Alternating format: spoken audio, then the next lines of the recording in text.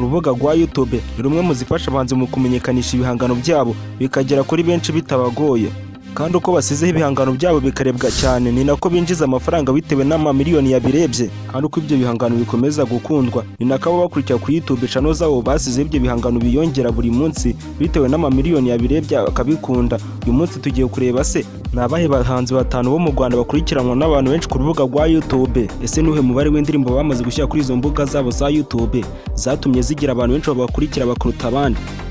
Ku mwanya wa gatanu turahasanga umuhanzi Tahiwacu Bruce Melody. Bruce Melody ni umuhanzi umaze kubaka izina mu Rwanda ndetse no mu mahanga. Uyu yagiye akora indirimbo nyinshi zigakundwa. Yazamukiye mu ndirimbo nka Yakoyo, aza gukora indirimbo nka Katerina, akora indirimbo nka Katapira, akora n'izindi nyinshi tutarondoye zagiye zikundwa, kandi niko yagiye akora indirimbo afatanyije n'abahanzi bo mu bindi bihugu byo hanze, kandi zose niko zagiye zikundwa. Hari n'indirimbo nshyashya afite yakoranye na BNM yise Iyo Foto. Kugeza uyu munsi kuri channel ya Bruce Melody anyuzeho ibihangano bye akurikirwa n'abarenga 655.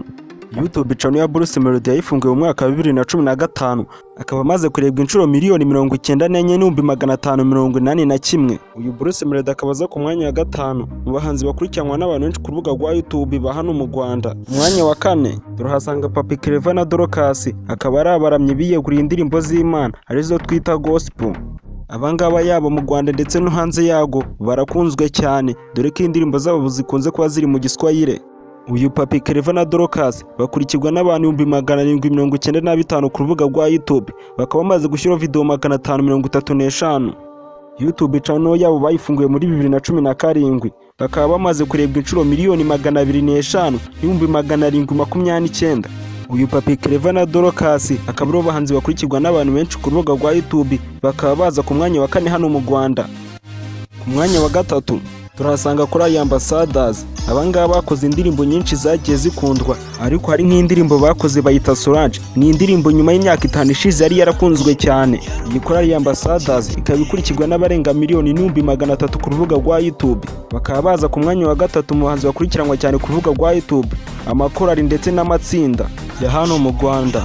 Ino YouTube channel yabo bayifunguye mu mwaka wa 2014, bakaba bamaze gushyiraho video 267. Izo video zose zikaba zimaze kurebwa inshuro miliyoni 275,091 n'abantu 410. Iyi Korali Ambassadors ikaba iza ku mwanya wa gatatu mu makorali ndetse n'amatsinda ndetse n'abahanzi bakurikiranwa cyane ku rubuga rwa YouTube ya hano mu Rwanda. Ku mwanya wa kabiri turahasanga uwitwa Meddy. Uyu mbere yakoraga indirimbo z'isi, ariko ibyo yaje kubivamo atangira gukora indirimbo za gospel.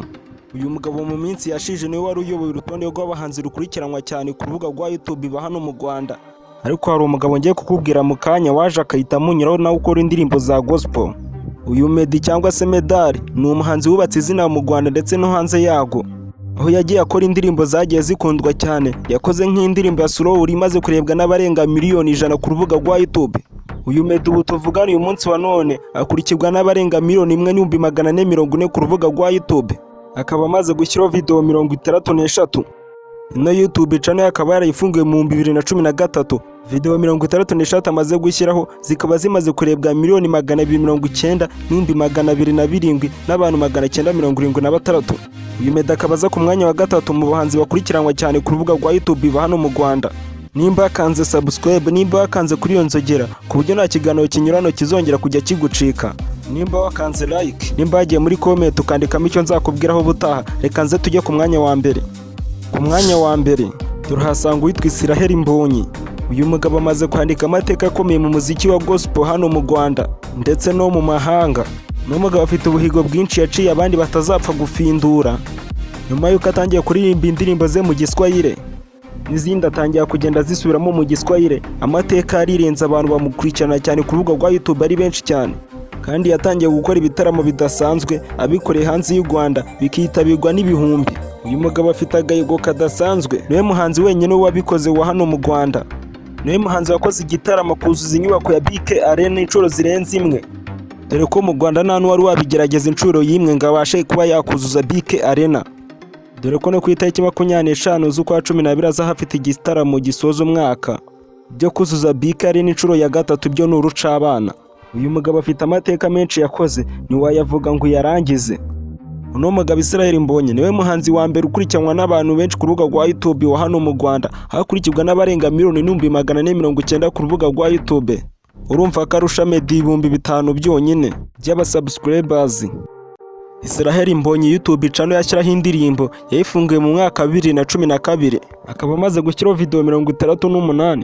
Izo video 68 amaze gushyira kuri YouTube channel ye zimaze kurebwa inshuro 280,000 n'ibihumbi 690 n'abantu 817.